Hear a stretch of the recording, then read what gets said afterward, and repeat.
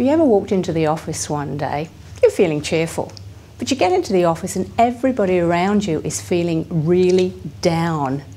Why is that? You can go in with your positive vibes, but everybody else around you is down. And what you'll see, my guess, is that somebody is having a really bad day.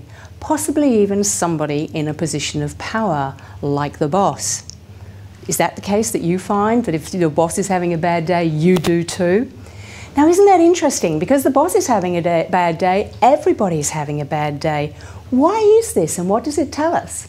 Well, what it tells us is that as a leader, as a manager, what you do seriously impacts the behaviour of everybody else around you.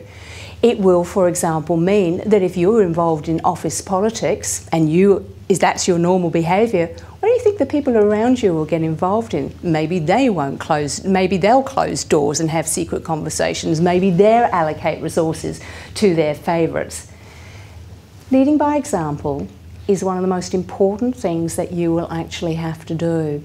And we say that it's important, but perhaps you might like to know about the science of this. Why do we have to lead by example?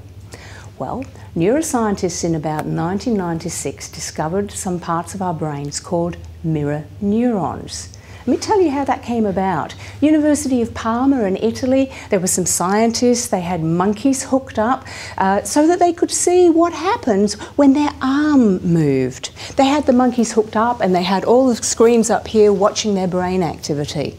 And so this is really important research, because if you know how an arm moves and what activity it sets off in a monkey's brain, implications, wonderful prosthesis, how to help people recover from strokes. What if you've even got a phantom arm syndrome? It's not even there. The scientists were carrying out this research, and as good Italian scientists will do, they went out for lunch. And one of them came back, and when he came back, he was licking an ice cream.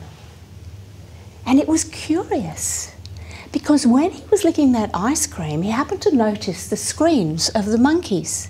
The monkeys were just sitting there watching him lick his ice cream. But you know what? Their brain activity was exactly the same as if they too were licking the ice cream.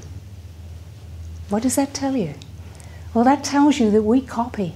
Subconsciously, our brain will copy your behaviour, particularly if we don't have any other reason, compelling reason, strong sense of who we are, not to do that. This has enormous implications. You think about how you teach your children. What you do is you do something and they copy you. You think about how we behave in our offices. If we yell and scream, what are other people going to do? Yell and scream. If we believe in a closed culture where people can't name the elephant in the room, what do you think our people will do? Understand mirror neurons. They're called empathy neurons sometimes for obvious reasons, because we feel what the other person is experiencing. If you're going to lead by example, you need to understand that somebody always is watching you.